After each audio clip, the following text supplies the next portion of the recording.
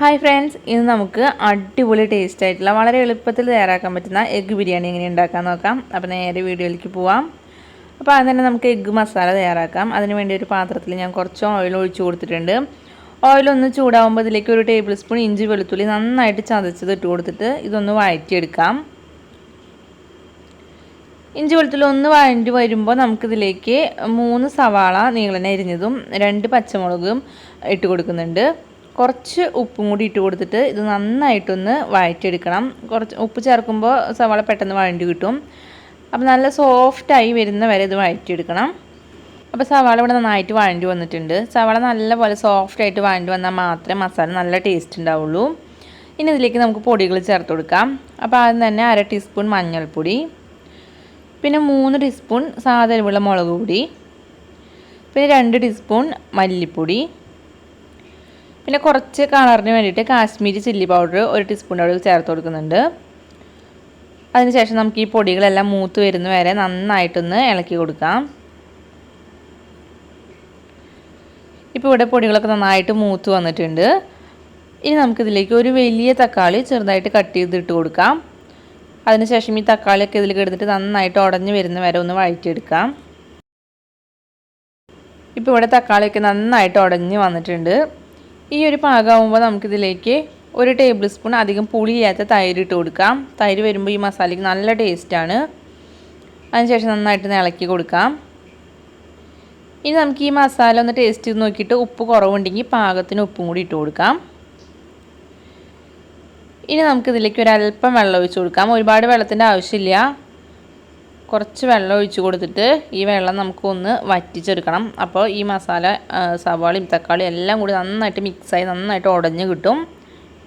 ഇനി ഞാനിതിലേക്ക് പുഴുങ്ങിയ മുട്ട ഒരു 6 ചേർത്ത് കൊടുക്കുന്നുണ്ട്. അപ്പോൾ മുട്ട പുഴുങ്ങിയെടുത്തതിന് ശേഷം തൊണ്ട് കളഞ്ഞിട്ട് നമുക്ക് സൈഡ് ഒരു 3-4 സൈഡ് ഒന്ന് വരഞ്ഞു കൊടുക്കുക. എന്നിട്ട് ഇടുകയാണെന്നുണ്ടെങ്കിൽ മസാലയൊക്കെ മുട്ടയുടെ ഉള്ളിലേക്ക് നന്നായിട്ട് പിടിക്കും. അപ്പോൾ നല്ല ടേസ്റ്റാണ്. അതിനുശേഷം മുട്ട ഇട്ടിട്ട് ഒന്ന് ഇളക്കി കൊടുത്തു കഴിഞ്ഞാൽ പിന്നെ നമുക്കിതിലേക്ക് 1 ടീസ്പൂൺ ഗരം മസാലപ്പൊടി ഇട്ട് കൊടുക്കാം. ഗരം മസാലപ്പൊടി ലാസ്റ്റ് ഇട്ട് കൊടുത്താൽ മതി, അപ്പോൾ നല്ല മണം ഉണ്ടാവും. അതിനുശേഷം നന്നായിട്ടൊന്ന് ഇളക്കി കൊടുത്ത് നമ്മൾ ഒഴിച്ചിട്ടുള്ള വെള്ളമൊക്കെ കുറച്ചൊന്ന് വറ്റിച്ചെടുത്ത് ഗ്രേവി ഒന്ന് കുറച്ച് കട്ടിയിലാക്കണം. ഗ്രേവി കുറച്ച് ലൂസായി പോയിട്ടുണ്ടെന്നുണ്ടെങ്കിൽ ബിരിയാണിയിൽ ആകെ അങ്ങോട്ട് കുഴഞ്ഞു പോവും റൈസിൽ. അപ്പോൾ ഇത്തിരി കട്ടിയിലാണ് ഗ്രേവി വേണ്ടത്. അപ്പോൾ അതേ ഇവിടെ നമ്മുടെ എഗ്ഗ് മസാല റെഡി ആയിട്ടുണ്ട്. നമുക്കിനി ഇതൊന്ന് മാറ്റി വയ്ക്കാം. ഇനി നമുക്ക് റൈസ് ഉണ്ടാക്കാം. അപ്പോൾ റൈസ് ഉണ്ടാക്കാനായിട്ട് ആദ്യം തന്നെ ഒരു പാനിലേക്ക് നമുക്ക് കുറച്ച് സൺഫ്ലവർ ഓയിൽ ഒഴിച്ച് കൊടുക്കാം. ഞാൻ ഈ സൺഫ്ലവർ ഓയിൽ ആദ്യം തന്നെ ഈ ഓയിലിൽ നമുക്ക് വറുത്തിട്ടിടാൻ ആവശ്യമായിട്ടുള്ള സവാള, അണ്ടിപ്പരിപ്പ്, മുന്തിരിയൊക്കെ ആദ്യം തന്നെ ഈ ഓയിലിൽ വറുത്തെടുത്തു. അതിനുശേഷം ആ ബാക്കി വന്നിട്ട് ഓയിലാണ് ഈ പാനിലേക്ക് ഒഴിച്ച് കൊടുത്തേക്കുന്നത്. നമ്മൾ റൈസിന് നല്ലൊരു മണമൊക്കെ ഉണ്ടാവും അങ്ങനെ ചെയ്യുമ്പോൾ. ഈ ഓയിലിലേക്ക് നമുക്ക് ഓയിലൊന്ന് ചൂടാകുമ്പോൾ ഇതിലേക്ക് ഒരു തക്കോലം, 3-4 കഷ്ണം ചെറിയ പട്ട, 5 ഏലക്കായ, 5 കരയാമ്പൂ, പിന്നെ 1 ടീസ്പൂൺ പെരിഞ്ജീരകം, പിന്നെ ഒരു ബേ ലീഫ്, ഇത്രയും ഇട്ട് കൊടുക്കാം. അതിനുശേഷം ഇത് നന്നായിട്ടൊന്ന് പൊട്ടിച്ചെടുക്കണം. നന്നായിട്ട് പൊട്ടി വന്നാൽ മാത്രമേ നല്ല മണമൊക്കെ ഉണ്ടാവുള്ളൂ റൈസിന്.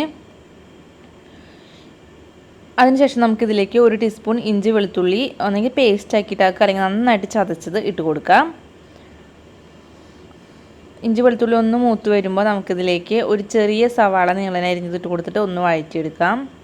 സവാള ഒന്ന് വഴറ്റി വന്നു കഴിഞ്ഞിട്ടുണ്ടെങ്കിൽ ഞാനിതിലേക്ക് 2 കപ്പ് ജീരകശാല അരി നന്നായി കഴുകി 30 മിനിറ്റ് കുതിർത്തെടുത്തതിന് ശേഷം വെള്ളമൊക്കെ വാർത്തെടുത്തിട്ട് ഇതിലേക്ക് ഇട്ട് കൊടുക്കുന്നുണ്ട്. അപ്പോൾ അരി ഇട്ട് കൊടുത്തിട്ട് നമുക്ക് അരി ഒന്ന് ചെറുതായി ഒന്ന് ചൂടാക്കി എടുക്കണം.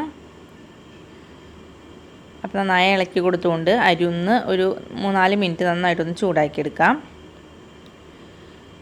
അരി ഒന്ന് ചൂടായിട്ട് വന്നിട്ടുണ്ടെങ്കിൽ നമുക്കിതിലേക്ക് വെള്ളം ഒഴിച്ച് കൊടുക്കാം. അപ്പോൾ 1 കപ്പ് അരിക്ക് 1.5 കപ്പ് വെള്ളം, ആ ഒരു അളവിലാണ് ഞാൻ വെള്ളം എടുത്തേക്കുന്നത്. അപ്പോൾ 2 കപ്പ് അരിക്ക് 3 കപ്പ് വെള്ളം ഞാൻ അതിലേക്ക് ഒഴിച്ച് കൊടുക്കുന്നുണ്ട്. വെള്ളം ഒഴിച്ച് കഴിഞ്ഞിട്ടുണ്ടെങ്കിൽ പിന്നെ അതിലേക്ക് ആവശ്യത്തിനുള്ള ഉപ്പ് ഇട്ട് കൊടുക്കാം. പിന്നെ 1/4 ടീസ്പൂൺ ഗരം മസാലപ്പൊടി ഇട്ട് കൊടുക്കുന്നുണ്ട്. പിന്നെ ഒരു പകുതി ചെറുനാരങ്ങയുടെ നീരും കൂടി ഒഴിച്ച് കൊടുക്കാം. അതിനുശേഷം നന്നായിട്ട് ഇളക്കി കൊടുത്തിട്ട് ഉപ്പ് പാകമാണോ എന്ന് നോക്കുക. വെള്ളത്തിൽ എപ്പോഴും വെള്ളം ടേസ്റ്റ് ചെയ്ത് നോക്കുമ്പോൾ കുറച്ച് ഉപ്പൊന്ന് കൂടുതലായി നിൽക്കണം. അങ്ങനെയാണെന്നുണ്ടെങ്കിൽ റൈസ് വെന്ത് വരുമ്പോൾ റൈസിൽ കറക്റ്റ് ഉപ്പായിട്ടുണ്ടാവും. ഇനി ഇതൊന്ന് തിളച്ച് തുടങ്ങുമ്പോൾ നമുക്ക് ലോ ഫ്ലെയിമിൽ വെച്ച് കൊടുത്തിട്ട് മൂടി വെച്ച് കൊടുക്കാം. ഒരു 8-10 മിനിറ്റ് ആകുമ്പോഴേക്കും റൈസ് റെഡി ആയിട്ടുണ്ടാവും.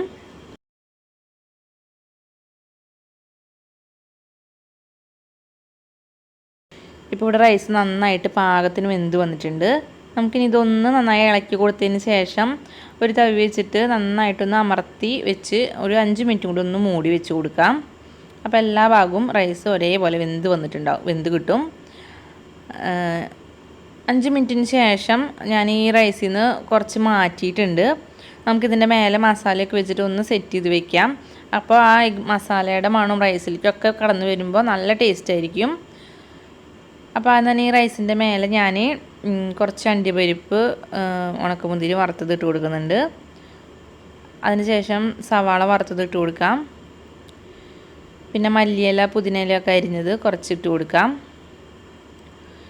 പിന്നെ കുറച്ച് നെയ്യ് അവിടെ ഇവിടെയൊക്കെയായിട്ട് ഒഴിച്ച് കൊടുക്കുന്നുണ്ട്.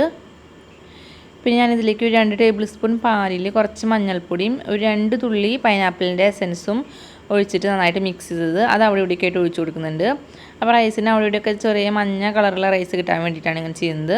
പിന്നെ നിങ്ങളുടെ പൈനാപ്പിൾ ഉണ്ടെങ്കിൽ പൈനാപ്പിൾ കട്ട് ചെയ്തിട്ട് കൊടുത്താലും മതി, എസൻസിൻ്റെ ആവശ്യം വരില്ല. അപ്പോൾ ലാസ്റ്റായിട്ട് കുറച്ച് ഗരം മസാലപ്പൊടി ഒന്ന് അവിടെ ഇവിടെയൊക്കെയായിട്ട് ഇട്ട് കൊടുക്കുന്നുണ്ട്. അതിനുശേഷം നമുക്ക് എഗ്ഗ് മസാലയുടെ പകുതിയോളം ഇതിൻ്റെ മേലെ ഇട്ട് കൊടുത്തിട്ട് ഒന്ന് പരത്തിയിട്ട് ഇട്ട് കൊടുക്കാം. അത് കഴിഞ്ഞിട്ടുണ്ടെങ്കിൽ വീണ്ടും നമുക്കിതിൻ്റെ മേലെ റൈസ് ഇട്ട് കൊടുക്കാം. അപ്പോൾ ഇതേ പ്രോസസ്സ് തന്നെ നമ്മൾ വീണ്ടും ചെയ്യാം. നമ്മൾ വറുത്ത് വെച്ചിട്ടുള്ള അണ്ടിപ്പരിപ്പ് മുന്തിരിയും മല്ലിയിലയും പിന്നെ പാലിൻ്റെ മിക്സും എല്ലാതും വീണ്ടും ഇട്ട് കൊടുത്തിട്ട് വീണ്ടും അങ്ങനെ റൈസ് വെച്ച് ഫുൾ കവർ ചെയ്തെടുക്കാം. അപ്പോൾ ഫുൾ റൈസും കവർ ചെയ്തെടുത്തിട്ടുണ്ട്. ഇനി ഞാനിതിൻ്റെ മേലേക്ക് വീണ്ടും കുറച്ച് അണ്ടിപ്പരിപ്പ് മുന്തിരി വറുത്തതും സവാളയും മല്ലിയിലയും പാലിൻ്റെ മിക്സും എല്ലാം വീണ്ടും ഇട്ട് കൊടുക്കുന്നുണ്ട്. അതിനുശേഷം നമുക്കിത് നന്നായിട്ട് അടച്ചു വയ്ക്കുക. ഒരു അരമണിക്കൂറെങ്കിലും ഇങ്ങനെ ഇരിക്കട്ടെ. അപ്പോൾ ശരിക്കും ആ മസാലയുടെ മണവും റൈസും എല്ലാം കൂടി നല്ല ടേസ്റ്റ് ആയിരിക്കും നമ്മൾ എടുക്കുമ്പോൾ. കുറച്ച് നേരം അടച്ചിരിക്കണം. നമ്മൾ ഉണ്ടാക്കിയ വഴിക്ക് കഴിക്കരുത്. കുറച്ച് നേരം അടച്ചിരുന്നാൽ മാത്രമേ കഴിക്കുമ്പോൾ നല്ല ടേസ്റ്റ് ഉണ്ടാവുള്ളൂ. അപ്പോൾ ഇത്രയേ ഉള്ളൂ. നമുക്ക് ഇനി കഴിക്കുന്ന നേരത്ത് നന്നായിട്ട് വേണമെങ്കിൽ മിക്സ് ചെയ്യാം, അല്ലാന്നുണ്ടെങ്കിൽ ഓരോ സൈഡിൽ നിന്ന് എടുത്തിട്ട് അങ്ങനെയും കഴിക്കാം. അപ്പോൾ അടിപൊളി ടേസ്റ്റ് ആയിട്ടുള്ള എഗ്ഗ് ബിരിയാണിയാണ്. ഇതിൻ്റെ കൂടെ സർലാസും അച്ചാറും ഉണ്ടെങ്കിൽ സൂപ്പറായിരിക്കും. അപ്പോൾ ഈ വീഡിയോ ഇഷ്ടപ്പെട്ടാൽ നിങ്ങളിതുപോലെ ഒന്ന് ട്രൈ ചെയ്ത് നോക്കിയിട്ട് നിങ്ങളുടെ അഭിപ്രായങ്ങൾ തന്നെ കമൻസ് ആയിട്ട് അറിയിക്കുക. പിന്നെ ഈ വീഡിയോ ഇഷ്ടപ്പെട്ടാൽ ലൈക്ക് ചെയ്യാനും ഷെയർ ചെയ്യാനും മറക്കരുത്. പിന്നെ ചാനൽ ആദ്യമായിട്ടാണ് കാണുന്നതെങ്കിൽ പ്ലീസ് ചാനൽ ഒന്ന് സബ്സ്ക്രൈബ് ചെയ്യാം. അപ്പോൾ ഇനി വേറൊരു വീഡിയോ ആയിട്ട് കാണാം. അതുവരേക്കും എല്ലാവർക്കും ബൈ.